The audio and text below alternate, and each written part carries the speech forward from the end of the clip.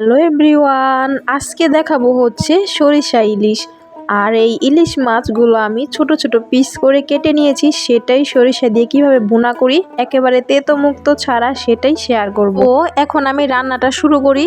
দিয়ে দিলাম কড়ার মধ্যে পরিমাণ মতো তেল এবং ইলিশ মাছের পিসগুলো আমি ছোট ছোট করে কেটেছি, সাথে মাথা ছিল সেটাও ছোট ছোট পিস করে হলুদ এবং লবণ মাখিয়ে ভালো মতো ভেজে নিব। এরপর ওই মাছ ভাজা তেলের মধ্যেই দিয়ে দিলাম আমি পরিমাণ মতো পেঁয়াজ কুচি এবং সাথে সাথে দিলাম হচ্ছে স্বাদ মতো লবণ দেওয়ার পর পেঁয়াজটা যখন ব্রাউন কালার করে ভাজা হয়ে যাবে এই পর্যায়ে আমি দিয়ে দিলাম হালকা একটু জল।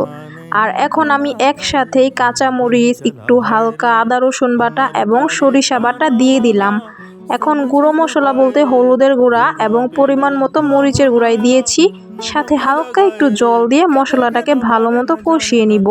আর সরিষা ইলিশ বা সরিষা ভুনা খেতে চাইলে অবশ্যই ওইখানে হালকা একটু আদা এবং রসুন বাটা দিবেন, তাহলে কখনোই তেতো হবে না এবং খেতেও অসাধারণ লাগবে। ঝোলটা কিন্তু সুন্দরভাবে ফুটে গিয়েছে। এখন আমি দিয়ে দিলাম ভেজে রাখা মাছগুলা দিয়ে এখন ঝোলটাকে আমি ভালো মতো শুকিয়ে নিব। যেহেতু এই রান্নাটা আমি বোনা করে রান্না করব, তো ঝোলটাকে ভালো মতো ফুটিয়ে নিয়েছি এবং শুকিয়ে নিয়েছি। তো দেখেন কি সুন্দর লোভনীয় হয়েছে, তাছাড়া খেতেও অসাধারণ হয়েছিল। চাইলে আপনারা এভাবে রান্না করে খেতে পারেন, খুব বেশি ভালো লাগবে। তো আজকের ভিডিওটা